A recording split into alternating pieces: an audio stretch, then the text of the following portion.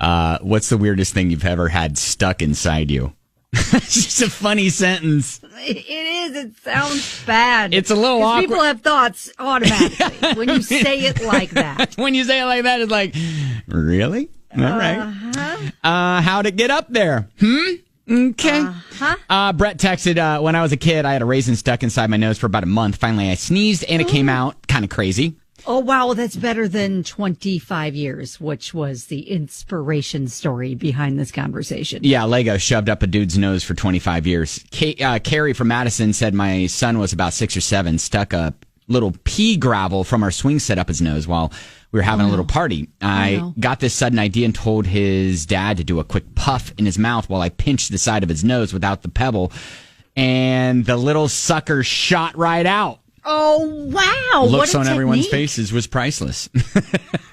So I was just shocked to say where it worked. Yeah, Tammy had a big piece of pasta stuck in my nostril.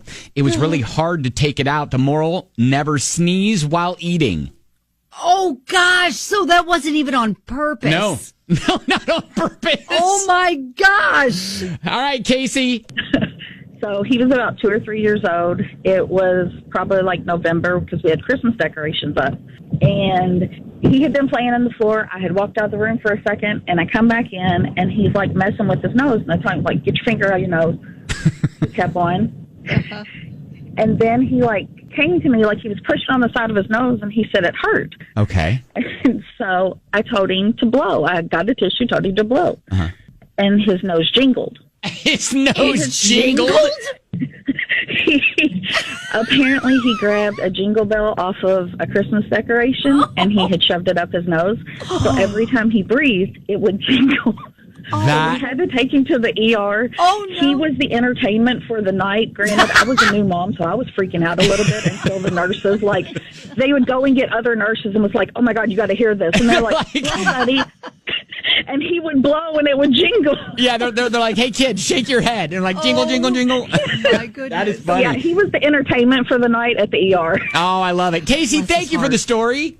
No problem. Alicia, do you have a story? So I was little. We were at the Shrek premiere, and I was sitting there eating Nerds, and I decided, like, I wonder what would happen if I put them up my nose.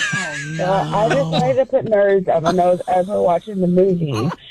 And my grandma, I started crying because they hurt so bad. And I remember my grandma freaking out and calling 911.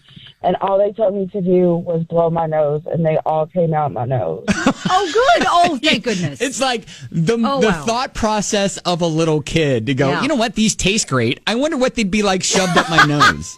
Yeah. Rest in peace to my grandma, but she'll never live that down. I'm pretty sure she is still thinking about that. So, yeah. Oh, that is a funny story. Thank you, Alicia. For sure. You're welcome. All right. Like when you're on grandma's watch, that's grandma's responsibility. But it's like the thought process I still am stuck on. Again, is like, man, these taste great. I wonder what they'd be like shoved up my nose. I know. And so many kids do that. Like, why is that almost instinctual?